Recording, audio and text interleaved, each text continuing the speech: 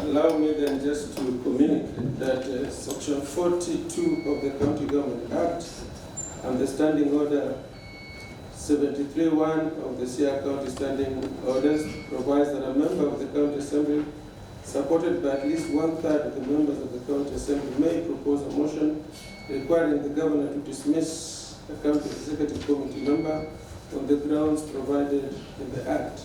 I hereby confirm that about 36 members, which is more than 1/3 of the members of the County Assembly, have appended their signatures in support of this motion.